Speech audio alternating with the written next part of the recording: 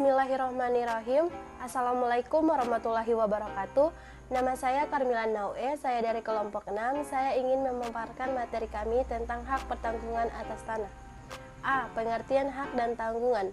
Hak tanggungan adalah hak jaminan yang dibebankan pada hak atas tanah yang sebagaimana dimaksud dalam Undang-Undang Nomor 5 Tahun 1960 tentang Peraturan Dasar Pokok-pokok Agraria, yang merupakan satu kesatuan dengan tanah itu untuk pelunasan utang tertentu terhadap kreditor-kreditor lain.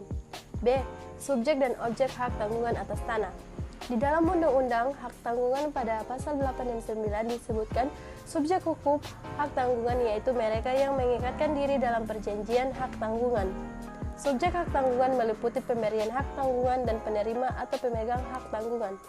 Objek hak tanggungan adalah hak milik, hak guna usaha, hak guna bangunan, dan hak pakai atas tanah negara yang menuntut sifatnya dapat dipindah tangankan. Materi selanjutnya akan dilanjutkan oleh Nur Meiske Anggraini Takus. Selanjutnya yaitu bagian C, sistem hak tanggungan atas tanah, sifat dan cirinya. Ersubekti mengatakan bahwa sistem adalah suatu susunan atau catatan yang teratur, suatu keseluruhan yang terdiri atas bagian-bagian yang berkaitan satu sama lain. Menurut suatu rencana atau pola hasil suatu pemikiran untuk mencapai suatu tujuan.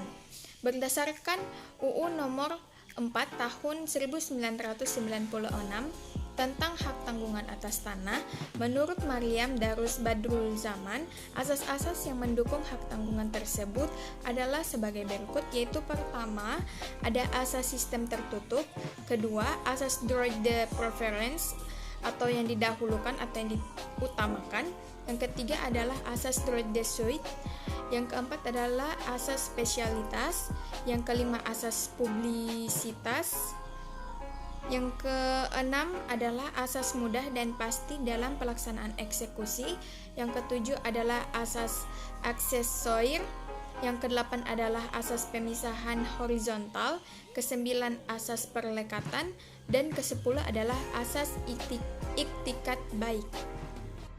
Selanjutnya yaitu sifat-sifat hak pertanggungan atas tanah. Pertama, tidak dapat dibagi-bagi berdasarkan pada pasal 2 UU HT, yaitu bahwa hak tanggungan dibebani secara utuh objek hak tanggungan dan setiap bagian daripadanya. Sifat tidak dapat dibagi-bagi ini dapat dikecualikan jika diperjanjikan dalam akta pemberian hak tanggungan atau APHT. Yang kedua adalah bersifat aksesoir atau ikutan pada perjanjian pokok, yaitu perjanjian yang menimbulkan hubungan hukum tentang piutang, jadi dengan sendirinya keberadaan berakhirnya dan hapusnya hak tanggungan itu tergantung kepada utang yang dijamin pelunasannya tersebut. Kemudian yaitu yang bagian D, proses pembebanan hak tanggungan. Proses pembebanan hak tanggungan dilaksanakan melalui dua tahap, yaitu pertama, ada tahap pemberian hak tanggungan.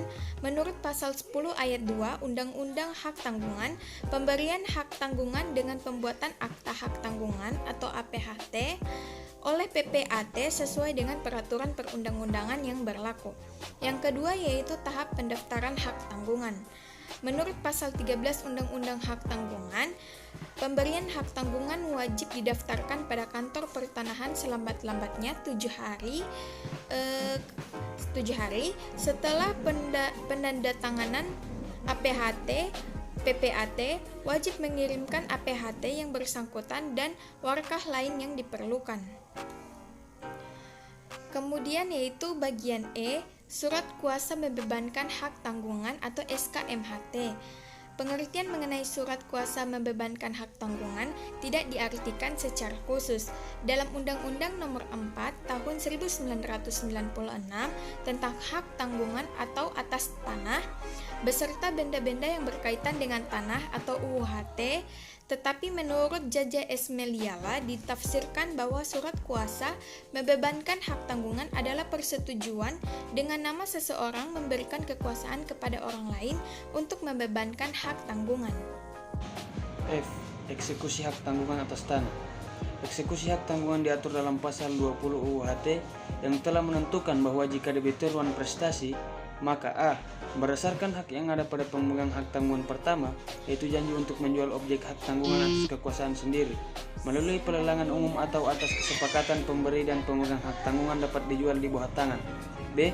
Berdasarkan ira-ira yang terdapat dalam sertifikat, hak tanggungan mempunyai kekuatan ekstutorial yang sama dengan keputusan hakim yang telah mempunyai kekuatan hukum yang tetap. Bagian G. Peralihan dan hapusnya hak tanggungan. Hak tanggungan dapat beralih karena cesi, subrogasi, pewarisan atau sebab-sebab lain. Dalam rangka memenuhi syarat publisitas, maka peralihan hak tanggungan harus didaftarkan sesuai dengan ketentuan pasal 16 UU PA. Jika hak tanggungan beralih, wajib didaftarkan pada kantor pertanahan. Kemudian mengenai hapusnya hak tanggungan, pasal 18 menentukan hak tanggungan dapat terhapus karena hal sebagai berikut. A. Hapusnya utang yang dijamin. B. Dilepaskannya hak tanggungan oleh kreditur pemegangnya yang dibuktikan dengan pernyataan tertulis mengenai dilaksanakannya hak tanggungan. C. Pembersihan hak tanggungan yang bersangkutan berdasarkan penetapan peringkat oleh Ketua Pengadilan Negeri atas permohonan pembeli tanah yang dijadikan jaminan. D. Hapusnya hak atas tanah yang dibebani hak tanggungan yang bersangkutan. Bagian I. Roya hak tanggungan. Pengertian roya secara umum adalah pencoretan hak tanggungan yang melekat pada buku tanah yang menjadi objek hak tanggungan. Karena hapusnya hak tanggungan yang membebani atas tanah, permohonan roya diajukan kepada instansi yang berwenang, yaitu Badan Pertanahan Nasional atau BPN. Berikut ini dokumen-dokumen yang harus dipersiapkan berkaitan dengan pengurusan roya ke Badan Pertahanan Nasional setempat. 1. Sertifikat asli atas tanah dan bangunan jika ada, misalnya SHGB atau SHM sudah atas nama Anda sendiri. Kedua, sertifikat asli hak tanggungan karena sehubungan dengan adanya APHT atas sertifikat tanah Anda.